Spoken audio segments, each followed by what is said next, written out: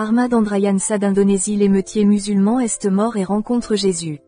Les émeutes de mai 1998 en Indonésie étaient des incidents de violence de masse, des manifestations et des troubles civils de nature raciale qui se sont produits dans toute l'Indonésie.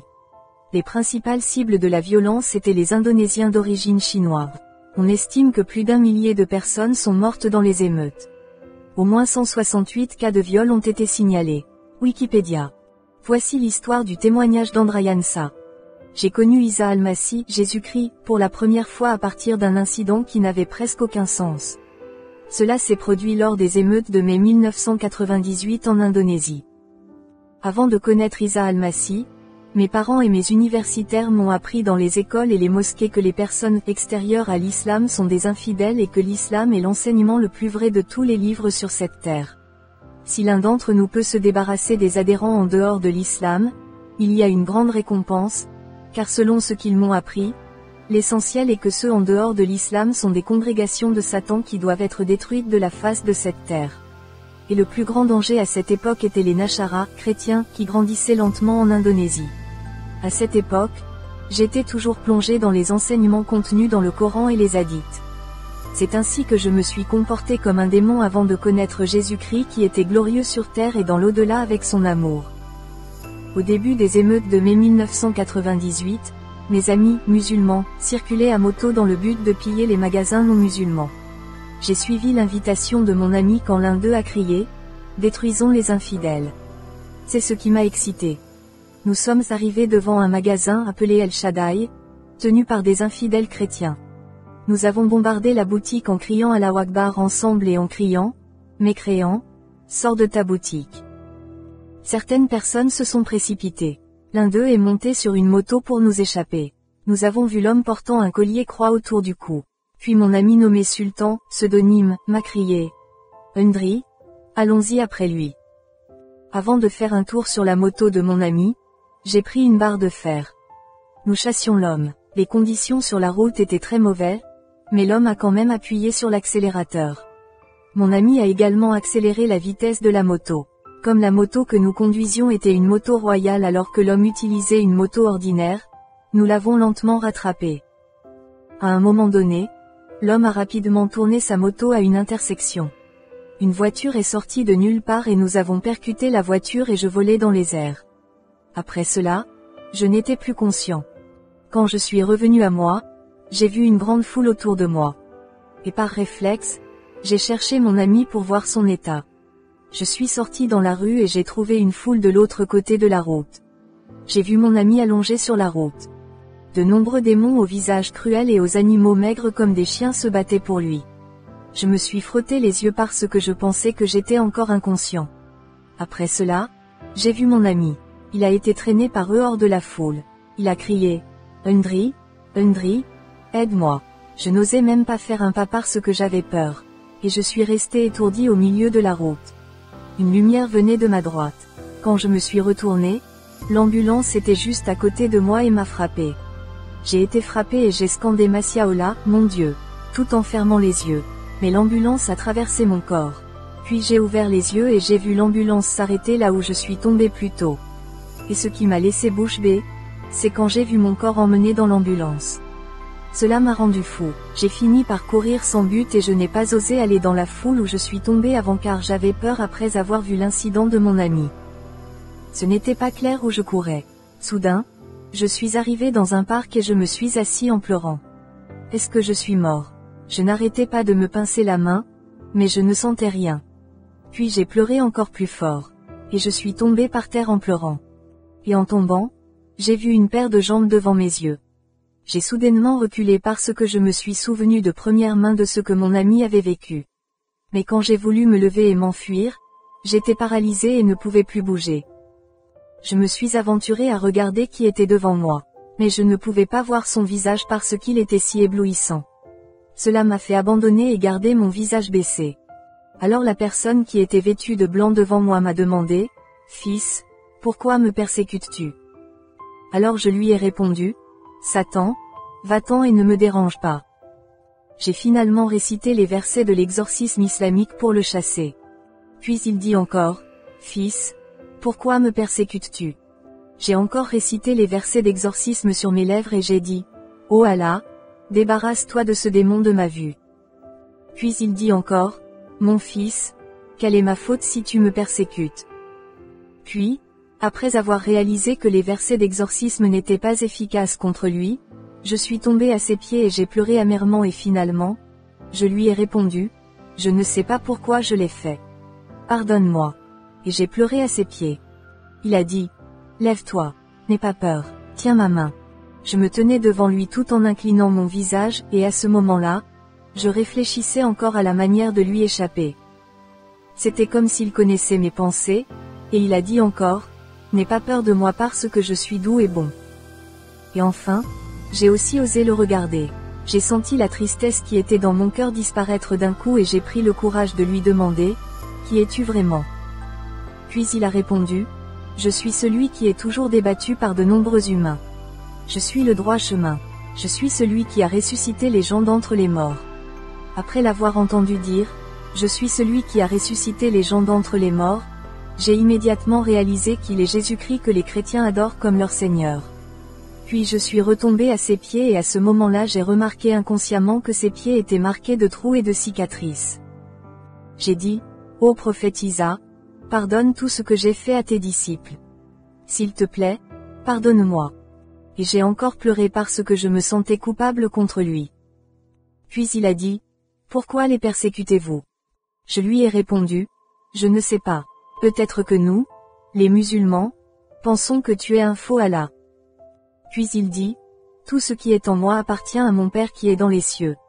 Et tout ce qui est en mon Père céleste est aussi mien, parce que par lui tout pouvoir, tant sur la terre qu'au ciel, m'a été remis. Parce que moi et le Père sommes un.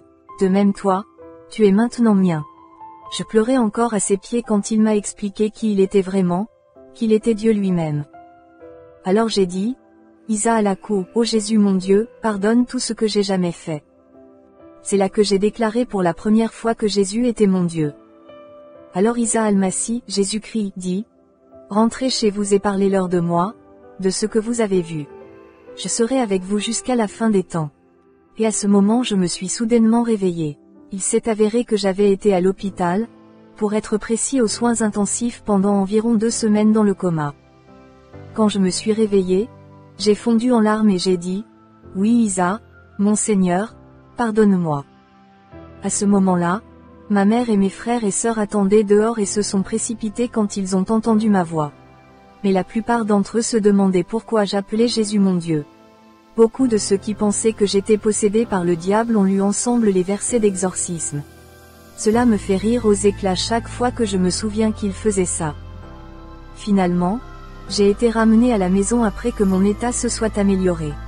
À cette époque, c'était la plus grande secousse de foi de ma vie, à propos de ce que j'avais cru auparavant, qui était toujours plein de violence, de jalousie et d'envie. Et je me souviens de ma rencontre avec notre Seigneur Jésus-Christ, combien il a été bon pour moi. Il savait que j'avais persécuté ses disciples, il aurait dû me couper la tête, mais il m'a plutôt pardonné et a rendu mon esprit pour être réuni avec mon âme et mon corps. Le médecin avait dit que j'avais une hémorragie cérébrale et qu'il était impossible de la guérir. Et même si je récupérais, je serais complètement paralysé. De nombreux médecins ont trouvé étrange que mon incident soit miraculeux. Et quand ils ont demandé, j'ai seulement répondu qu'Isa ou Jésus-Christ m'avait guéri. Parfois, cela fait penser à ceux qui n'ont pas accepté Jésus dans leur cœur que je suis possédé par le diable. De même mes frères et mon propre père. Très souvent, mon père invitait le quié, un religieux musulman, et le prédicateur à me prêcher. Alors je leur ai demandé, « Avez-vous déjà goûté à la mort ?»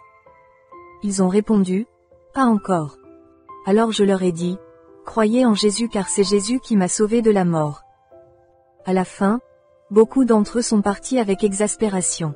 Heureusement, mon père était un musulman libéral. J'ai raconté tous les événements que j'avais vécus à cette époque. Peut-être que mon père l'a laissé entrer dans l'oreille gauche et sortir de l'oreille droite. Finalement, mon père a dit, « Si ce que tu as vécu est vrai, alors tu remercieras le prophète Isa de t'avoir sauvé. » Et je me dispute aussi toujours avec mon père. Jusqu'à ce que finalement je dise à mon père, « Vraiment, tout ce que j'ai vécu est vrai parce que je l'ai vu de ma propre tête et de mes propres yeux. » Et mon père a dit, comment as-tu pu le voir alors qu'il y avait du monde à ce moment-là? Moi et ta mère t'attendions toujours à l'hôpital. Quand es-tu sorti pour le rencontrer? À cause de l'agrément d'Allah? Point final. À ce moment-là, j'étais confus quant à la réponse à la question que mon père m'avait posée. Ma mère a pleuré et m'a serré dans ses bras quand elle nous a vus nous disputer bruyamment et m'a dit de me taire et de partir. Sans raison, j'ai dit au père, oui, c'est vrai, Jésus Al-Masih est mon Dieu maintenant. L'arc-en-ciel est un témoin de ce que j'ai dit. Puis mon père s'est moqué de moi d'un air sarcastique, en cette saison sèche, où peut-il y avoir un arc-en-ciel? Et j'ai finalement quitté l'endroit où je me disputais avec mon père et je me suis dirigé vers la porte de la maison pour sortir. Quand j'étais à l'extérieur de la maison, je pleurais et je me disais, oui, mon Seigneur Jésus, pourquoi le cœur de mon père est-il si dur comme une pierre? Puis j'ai levé les yeux vers le ciel, et étrangement j'ai vu un arc-en-ciel. Alors j'ai pleuré de joie, et j'ai couru dans la maison pour voir mon père. Et je l'ai appelé pour lui montrer. Après que mon père ait vu l'arc-en-ciel, il s'est tu. Et après cet incident, mon père a eu l'impression de vivre un choc de foi, comme moi auparavant. J'ai aussi commencé à chercher plus profondément qui est vraiment Isa Al-Masih à travers le Coran et les hadiths, et j'ai trouvé des choses qui m'ont touché. Par exemple, les versets des lettres ci-dessous. Mariam, 19h19, seul Jésus, le fils de Marie, est immédiatement entré au ciel parce qu'il était saint. Al-Imran, 3h45, même lui, Isa Al-Masih, dirige dans le monde et dans l'au-delà. Al-Fatiha, 1/6, Indinaj Shirat al-Mustaqim, signification. Montre-nous le droit chemin. As-Zukhruf, 43/61, Wa ina ula ilmu lisa'atif ala tamtaruna biya wa tabiyani adza shiratom mustaqim. Sur le jour de la résurrection et suivez-moi. C'est un chemin droit. As-Zukhruf, 43/63, Wa lama adja'a. Isa bil bayinatika ala kadjitukum bil profit de wali ubayina lakum badal ladzitattalifuna fihi fattakula'a wa atilu. Signification. Et quand Jésus est venu avec des informations. Il a dit en vérité que je suis venu avec sagesse et pour vous expliquer une partie de ce que vous contestez à ce sujet, craignez Allah et obéissez-moi. En Isa, 4/171, Inama al-Masihu, Isa bnu Maryama Razulahi wa Santansezou. Signification. En vérité, Isa al-Masih, le fils de Mariam, est le messager d'Allah et de sa parole. Hadith Anas bin Malik page 72, Isa fa'ina uroula wa Santansezou. Signification. Jésus est vraiment l'esprit d'Allah et sa parole. Mariam, 19h17, Arsalna ilearu wana fatamat salala abasyaran sawiya. Signification. Nous lui avons envoyé notre esprit, alors il s'est incarné devant lui pour devenir un homme parfait. Hadith Ibn Majah, la Mahdia ila Isa bnu Maryama. Signification. Il n'y a pas d'imam Mahdi en dehors d'Isa le fils de Maryam. Al-Anbiya, 21/91, Walati Ashana Farja'a Fanafakna Fiya Amirru Ina Wajalna Weibna Ayatalil. Al-Amin. Cela signifie. Souvenez-vous de l'histoire d'une femme qui garde son honneur, Mariam, et nous l'avons fait ainsi que son fils un signe, la puissance de Dieu, pour l'univers. Mariam, 19h33, Wa Salamu. Alaya Yoma Wulitu, Wa Yoma Amuutu, Wa Yoma Ubetsu Aya. Signification. Que la paix soit sur lui le jour où il est né, le jour où il est mort et le jour où il est ressuscité. Al-Imran, 3h55, Idzka Alalayuya Aiza.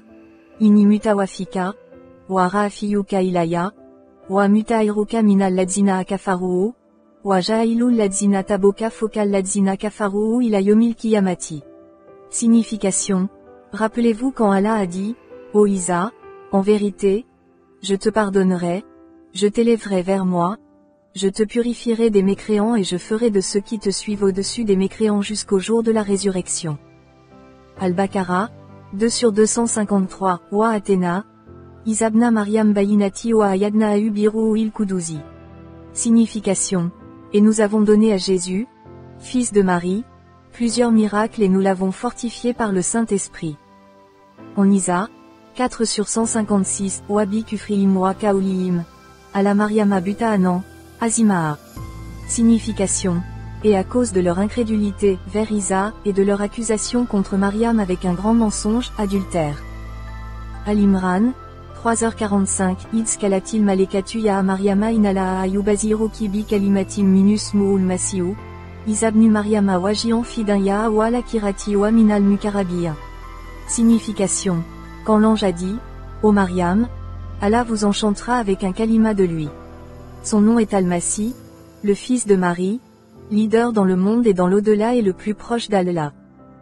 Et j'ai finalement recherché toutes les choses concernant Jésus Al-Masih notre Seigneur. Finalement, j'ai pensé que je devais obtenir la Bible elle-même pour comprendre qui était vraiment Jésus le Messie. Il y avait un très fort désir dans mon cœur d'obtenir l'Évangile. Puis je me suis souvenu de la boutique que nous, mon ami et moi avions l'habitude de détruire, à savoir la librairie El Shaddai, alors j'y suis allé. Quand je suis arrivé au magasin, le magasin avait toujours l'air propre.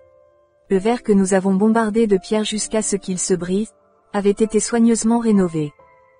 Puis je suis allé au magasin et finalement, j'ai parlé à une vendeuse. « Madame, vendez-vous des Bibles ?» « Oui, » répondit-elle. Alors la vendeuse a cherché une Bible. Elle m'a remis le Nouveau Testament. Puis je lui ai demandé à nouveau, « Est-ce la Bible d'Isa Al-Masih ?» La vendeuse a dit avec un petit rire, « Oui, ce Nouveau Testament est l'Évangile d'Isa Al-Masih. » Alors la dame m'a dit, « Es-tu un non-chrétien ?»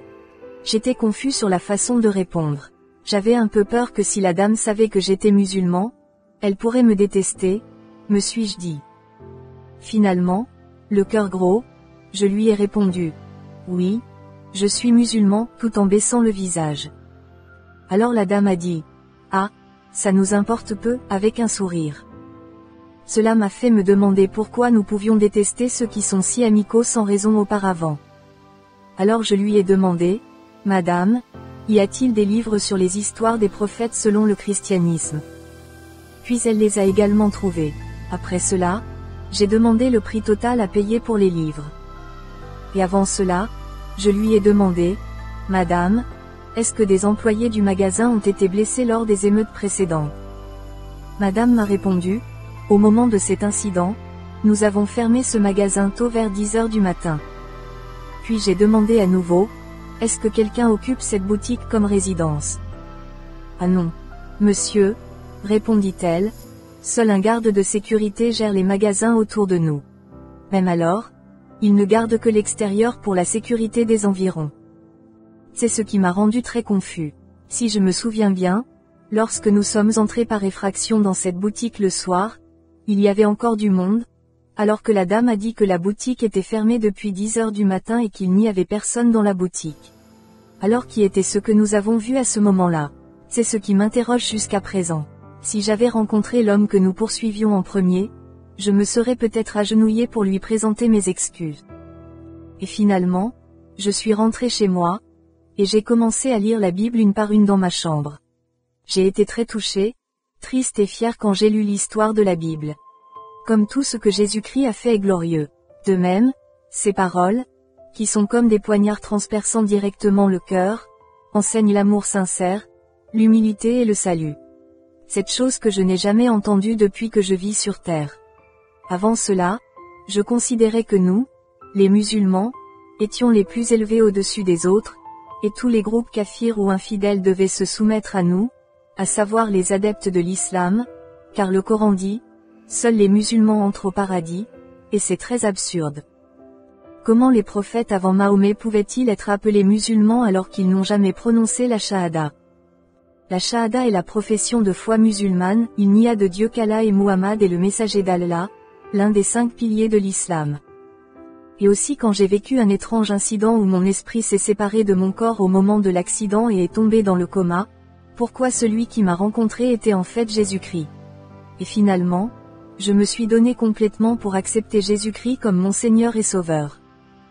Le 27 octobre 2000, j'ai été baptisé au nom du Père, du Fils et du Saint-Esprit. Alléluia, j'ai reçu sa grâce. Bien que ce fût un voyage douloureux, j'étais très heureux. Le Seigneur Jésus est toujours avec moi. Amen. Solo, Indonésie, 3 mai 2006. Mon vrai nom est Ahmad Andrayansa bin Abdul Jalil et j'ai finalement changé mon nom en Christian Andrayansa, Et j'ai supprimé le nom Ahmad parce qu'il me rappelle toujours des abominations.